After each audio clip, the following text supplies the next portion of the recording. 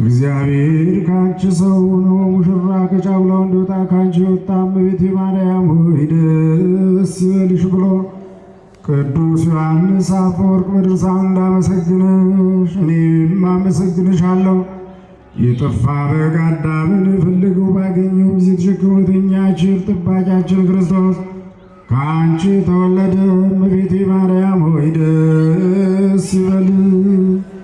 እግዚአብሔር በድል ጣላት ሔዋን ጽኑ የሚጎዳ ማሰሪያዋ ባንቺ የተቆረጠላት። እመቤቴ ማርያም ሆይ ደስ ይበልሽ። እግዚአብሔር በብሩህ ደመና ተጭኖ መጥቶ በማኅፀንሽ አደረ። እመቤቴ ማርያም ሆይ ደስ ይበልሽ። በቅዱሳን ነቢያት በቅዱሳን መላእክት አድሮ የሚኖር ከአንቺ ተወልዶ የተገለጸልን እመቤቴ ማርያም ሆይ ደስ ይበልሽ። ከአብ ከመንፈስ ቅዱስ ጋር የሚሰግዱለት ቃል የሚባል እግዚአብሔር በአንቺ ባሕርይ ከአንቺ ይወለድ ዘንድ ወደደ። እመቤቴ ማርያም ሆይ ደስ ይበልሽ። እኔ ለምእመናን ወንጌልን የማስተምርለት ጌታዬ እናቱ እመቤቴ ማርያም ሆይ ደስ ይበልሽ። ከወለድሽው በኋላ ማኅተመ ድንግልናሽ እንዳይለወጥ አድርጎ የጠበቀሽን አማኑኤልን የወለድሽው እመቤቴ ማርያም ሆይ ደስ ይበልሽ። ማኅተመ ድንግልናሽ ሳይለወጥ ንጉሥ ክርስቶስን የወለድሽ እመቤቴ ማርያም ሆይ ደስ ይበልሽ። ማኅተመ ድንግልናሽ ሳይለወጥ ንጉሥ ክርስቶስን የወለድሽ እመቤቴ ማርያም ሆይ ደስ ይበልሽ። ልዩ መድኃኒታችን በመውለድሽ እናትን አገልጋይን ተብለሻልና እግዚአብሔር ባሕርይሽን ባሕርይ አድርጎ ባለሟልነትን አግኝተሻልና እመቤቴ ማርያም ሆይ ሰላምታ ይገባሻል። እኛ ከምንወደው እሱ ከሚወደን ልጅሽ ኃጢአታችን በደላችን ይቅር ይለን ዘንድ ለምኝልን።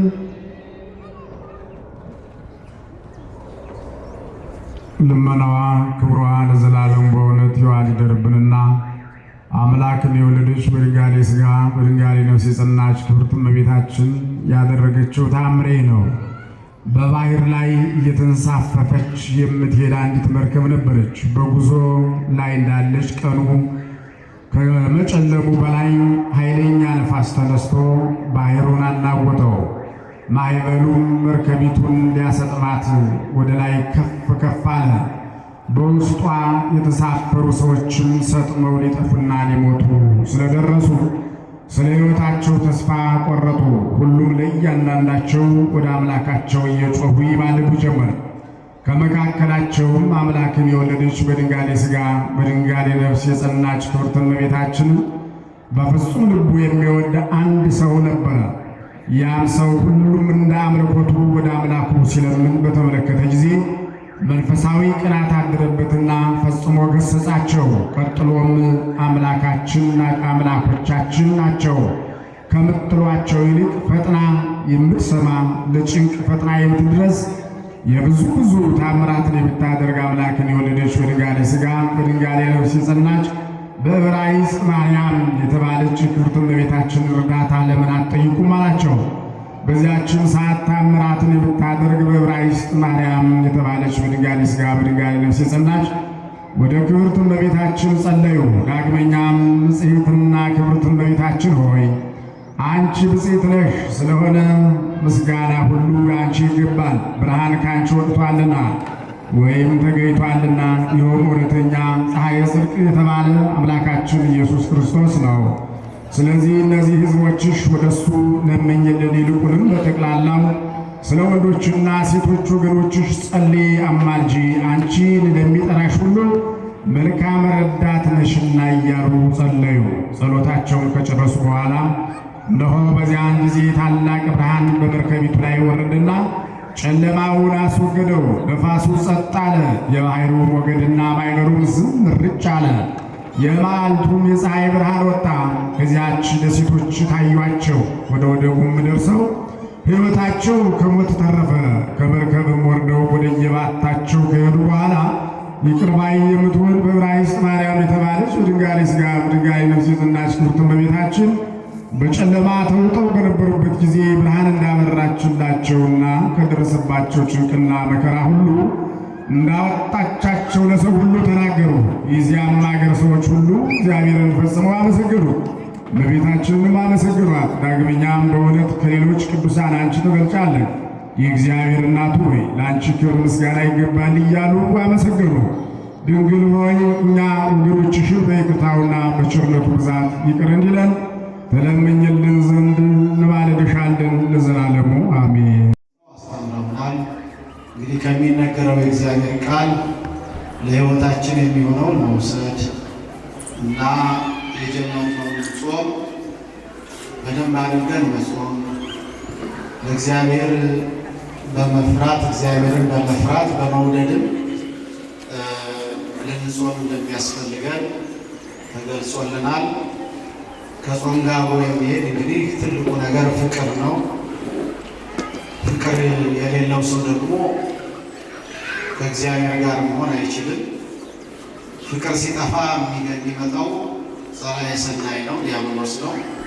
ስለዚህ በመካከላችን አለመግባባት፣ መለያየት ካለ ከካህናት ከኛ ጀምሮ እስከ እናንተ ድረስ ሁላችንም በጎረቤት ያላችሁ በርሳችሁ በመነጋገር ፍቅር ያስፈልጋል ማለት ነው። የተጣላችሁ ሰዎች መታረቅ አለባቸው። አባቶቻችን እንደሚናገሩት ሳሊዞ ስርቆት የሚሉት ነገር አለ። ቂም ይዞ ጸሎት ጾም አይቻልም።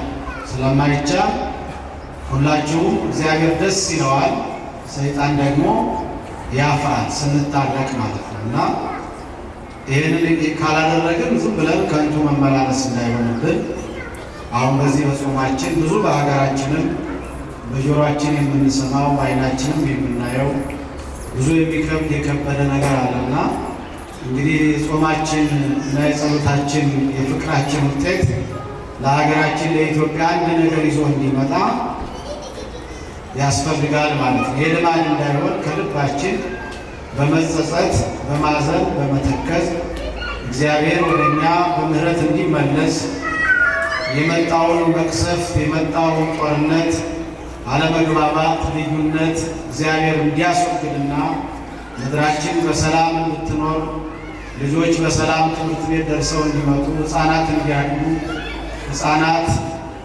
የሚያስደነግጠውንና የሚያስጨንቀውን የጦር ድምፅ እንዳይሰሙ። ስለዚህ ይህንን ለማድረግ የምንችለው ሁላችንም በሰላም በፍቅር መመላለስ ስንችል ነውና እንግዲህ ለልጆቻችንም ምሳሌ መሆናቸው እኛ ስለሆን በየጎረቤቱ ያላችሁ ንስሐ ገብታችሁ ከተጣላችሁት ጋር ታርቃችሁ ጾሙን እንጀምር ለማለት ነው።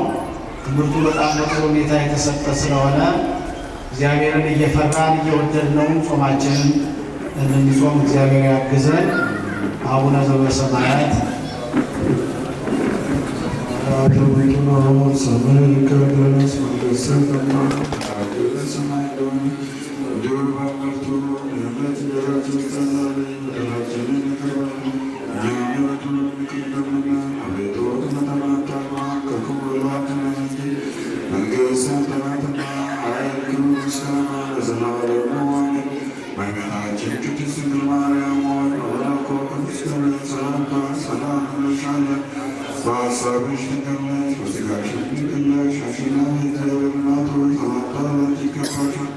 ከሴቶች ሁሉ ተለይተሽ አንቺ የተባረክሽ ነሽ፣ የማኅፀንሽ ፍሬ የተባረከ ነው። ጸጋን የተመላሽ ሆይ ደስ ይበልሽ፣ እግዚአብሔር ከአንቺ ጋር ነውና ከተወደደው ልጅሽ ከጌታችን ከመድኃኒታችን ከኢየሱስ ክርስቶስ ዘንድ ይቅርታና ምሕረትን ለምኝልን ኃጢአታችንን ያስተሰርይልን ዘንድ ለዘላለሙ አሜን።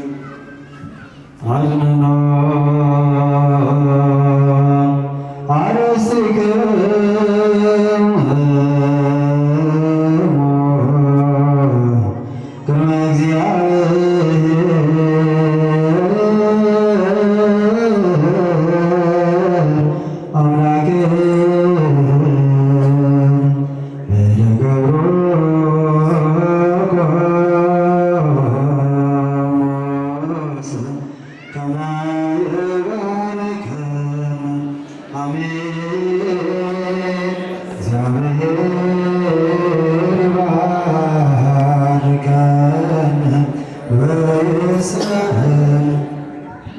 አቤቱ ጌታ ሆይ ሕዝብህን አድን፣ ካህናቱንም አክብራቸው። አቤቱ ጌታ ሆይ ሕዝብህን አድን፣ ርስትህንም ባርክ። አቤቱ ጌታ ሆይ ሕዝብህን አድን፣ ርስትህንም ባርክ።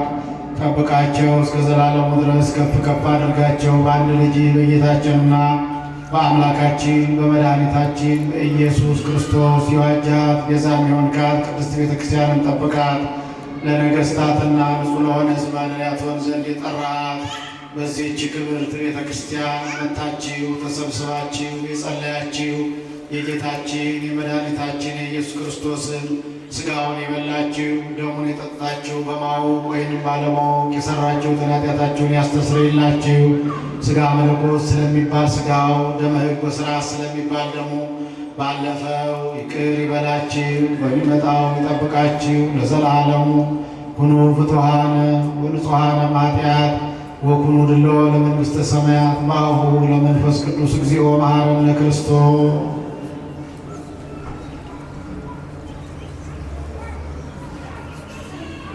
በእንተ እግዝእትነ ማርያም ከማሁ በሐልዮ በነቢብ በገቢር በእውቀት ባለ እውቀት የተሠራ ኃጢአት ማይሠራ ኃጢአትን እግዚአብሔር ይፍታ። እግዚአብሔር ከሁላችን ጋር ይሁን።